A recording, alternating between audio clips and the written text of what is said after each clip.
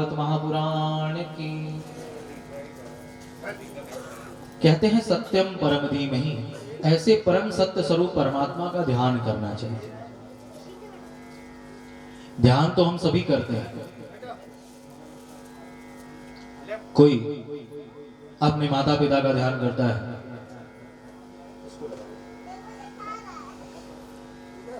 कोई अपने पुत्र पुत्रियों का ध्यान करता है,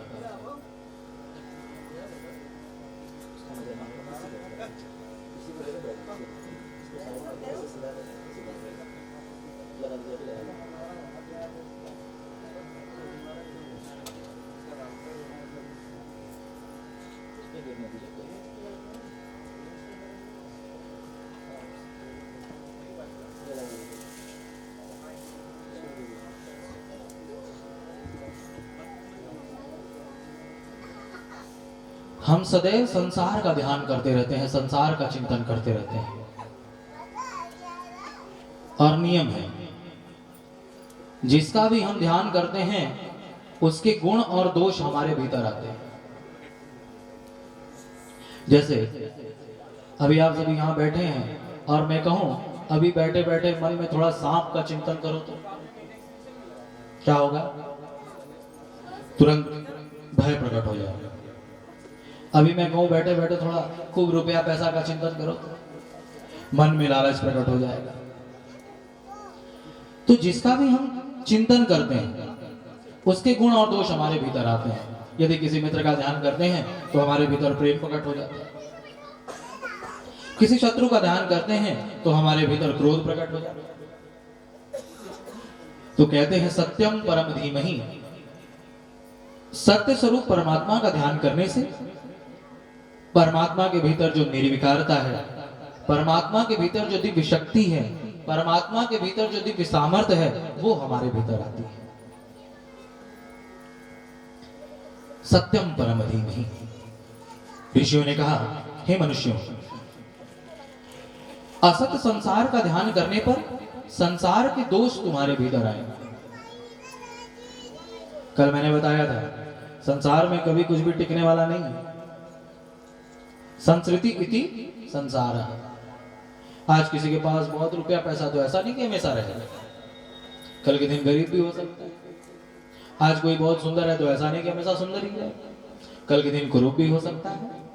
तो संसार असत है। असत संसार का चिंतन करने से, असत संसार का ध्यान करने से संसार के दोष हमारे भीतर आते हैं। लेकिन जब हम सत स्वरूप परमात्मा का ध्यान करते हैं, सत स्वरूप परमात्मा का चिंतन करते हैं, तो परमात्मा के भीतर जो दिव्य शक्ति है, परमात्मा के भीतर जो दिव्य सामर्थ्य है, वो हमारे भीतर आती है। इसलिए कहते हैं सत्यम परम धीमहि, सत्य स्वरूप परमात्मा का ध्यान करो। वाल्मीकि रामायण में बड़ा ही सुंदर प्रसंग आता है। जब रावण माता सीता का हरण करके ले आता है, भगवान श्री राम और रावण का युद्ध चल रहा है। रावण अपने भाई कुंभकर्ण के पास जाता है, कुंभकर्ण को जगा करके उसे सारी बात बताई। कुंभकर्ण ने कहा, अरे भैया, क्या आप नहीं जानते सीता कौन है? क्या आप नहीं जानते कि राम कोई साधारण मनुष्य नहीं है? रावण ने कहा, हे भाई, जानामि सीताम जनक प्रसूति। मैं जानता हूं सीता महाराज जनक की बेटी है। उसी जनक की बेटी है जो जनक देवराज इंद्र की सभा में चले जाएं तो देवराज इंद्र भी खिसक करके अपना आधा सिंहासन खाली कर देते हैं। जानामि रामम मधुसूदनोपि। मैं जानता हूं राम कोई साधारण मनुष्य नहीं है, बल्कि ये राम ऐसे महावीर हैं जिन्होंने मुझसे भी अधिक बलवान मधु नामक राक्षस को मारा। वधम च जान्यम निजम दशान्यम। और भाई, मैं तुमसे सत्य कहता हूं, मैं ये भी जानता हूं कि एक दिन मरना भी इन्हीं के हाथों से। लेकिन तो भी सीताम न समर्पयामि, तो भी मैं सीता को वापस नहीं करता। रावण के ऐसा कहने पर कुंभकर्ण ने कहा, भाई, तो तुम सीता का हरण करके ले आए हो, तो क्या अब तक सीता ने तुम्हें स्वीकार किया? क्या सीता तुम्हें मिली? रावण ने कहा भाई बस इसी बात का तो दुख है। सीता तो एक पतिव्रता स्त्री है। सीता तो अपने राम के सिवा किसी की तरफ देखती भी नहीं। मैं जब भी उसकी तरफ जाता, उसके पास जाता हूं तो वो मेरी तरफ से मुंह मोड़ लेती है। कुंभकर्ण ने कहा अच्छा भाई, सीता यदि पतिव्रता स्त्री है, वो अपने राम के सिवा किसी की तरफ नहीं देखती, तो तुम तो मायावी हो। तुम तो माया से किसी का भी रूप बना सकते हो, तो तुम माया से राम का रूप बना करके सीता के पास क्यों नहीं चले गए? हो सकता है तुम राम का रूप बना करके सीता के पास जाओ तो सीता तुम्हें स्वीकार कर ले। रावण ने कहा भाई मैंने ये भी करके देख लिया। मैं राम का रूप बना करके सीता के पास जाना चाहता था, लेकिन जैसे ही मैंने राम का रूप धारण किया, ऐसे ही सीता तो क्या, मुझे अपनी पत्नी मंदोदरी में भी मां का दर्शन हो गया।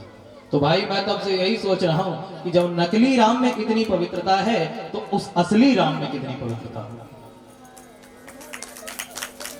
तो ऐसे परम प्रभु जब श्री राम का हम ध्यान करते हैं, भगवान श्री कृष्ण का हम ध्यान करते हैं, तो भगवान के भीतर जो निर्मलता है वो हमारे भीतर आती है। कहते हैं सत्यम परम धीम। हमें कम से कम 15 मिनट सुबह और 15 मिनट शाम ध्यान अवश्य करना चाहिए। कितने लोग हैं जो 15 मिनट सुबह और 15 मिनट शाम बैठ करके ध्यान करते हैं? जरा हाथ उठाइए।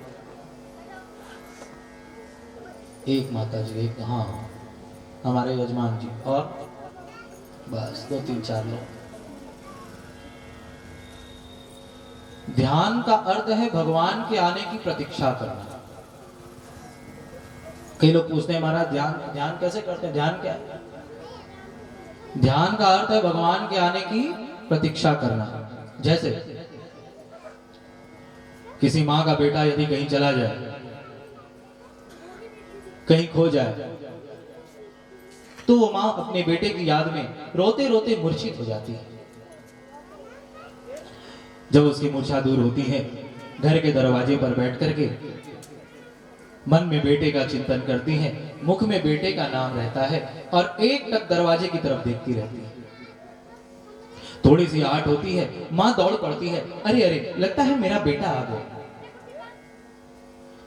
ठीक उसी प्रकार से मुख से भगवान के नाम का स्मरण करते हुए, हृदय में भगवान का चिंतन करते हुए, नित्य आंख बंद करके भगवान के आने की प्रतीक्षा करनी चाहिए।